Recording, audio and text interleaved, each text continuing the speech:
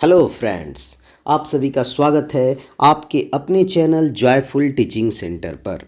पिछले दिनों हम लोगों ने सिंधु घाटी सभ्यता के अंतर्गत उसका विकास, उसका सर्वमान्य सिद्धांत, उसके विकास का चरण और आकार के बारे में अध्ययन कर चुके हैं।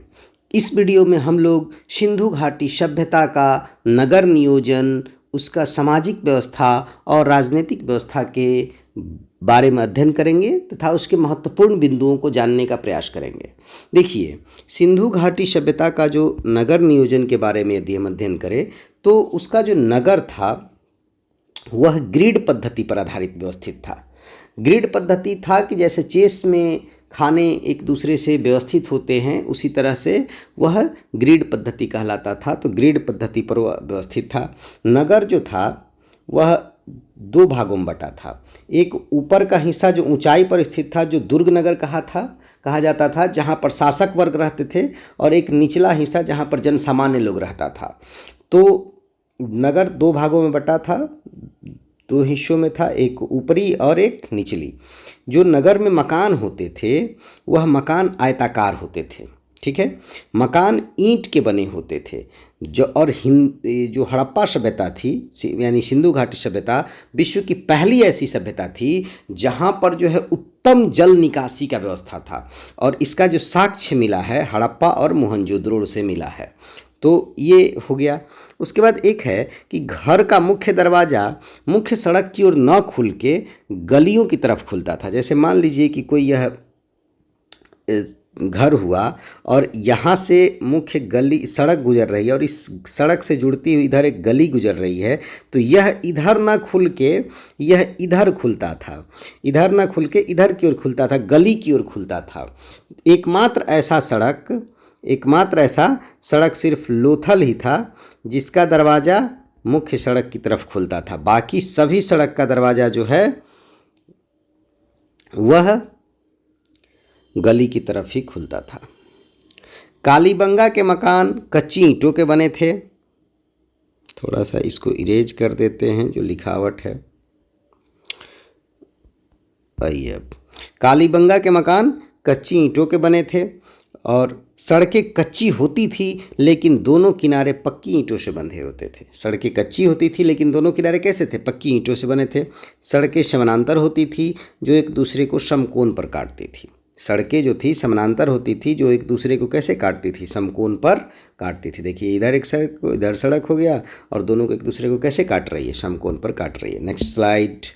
देखिए, समय की सामाजिक व्यवस्था की अब बात करते हैं। हमने नगरीय व्यवस्था की बात कर ली, ग्रिड पद्धति पर थी। सड़कें, नगर दो भागों में था। ऊंचले स्तर पर शासक वर्ग रहते थे, निचले स्तर पर जन सामान्य रहता था।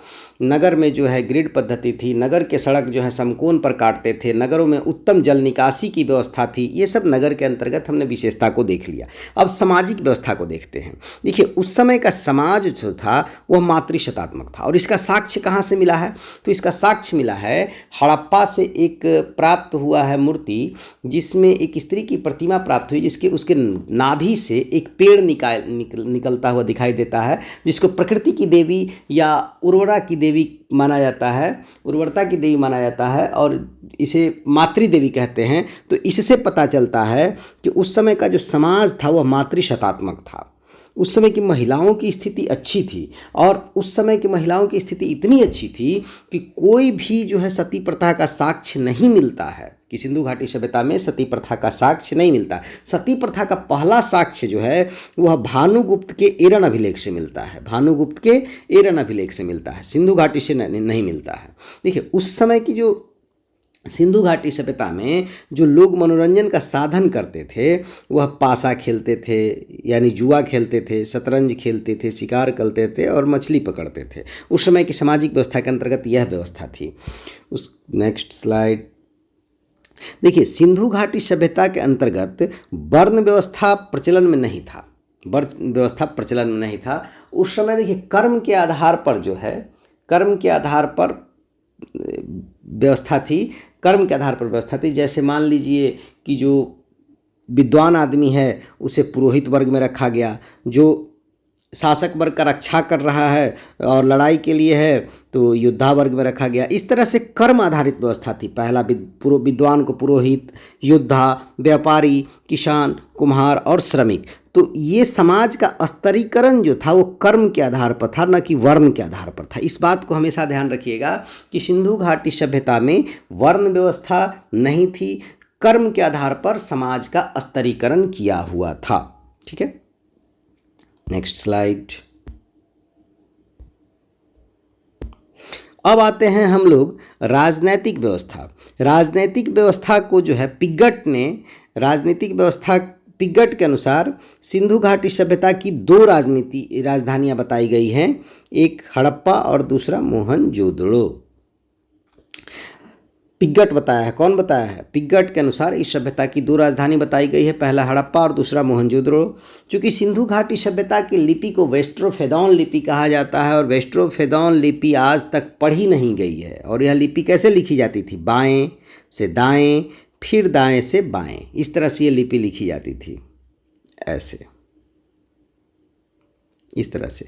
तो वेस्ट्रोफेदौन लिपि अभी तक पढ़ी नहीं गई है। इस आधार पर हम यह कह सकते हैं कि जब ये पढ़ी ही नहीं गई है तो उस समय कैसी प्रशासनिक व्यवस्था या कैसी प्रशासनिक संस्था रही होगी, इसकी हमें कोई जानकारी प्राप्त नहीं होती है। हालांकि मोहनजोदड़ो से एक बृहद सभागार मिला है, जिससे यह पता चलता है कि उस समय के लोग जो है एक सभागार में एकत्र होते थे, यह पता चलता है। लेकिन यह नहीं पता चलता है कि उस समय कैसी प्रशासनिक संस्था थी।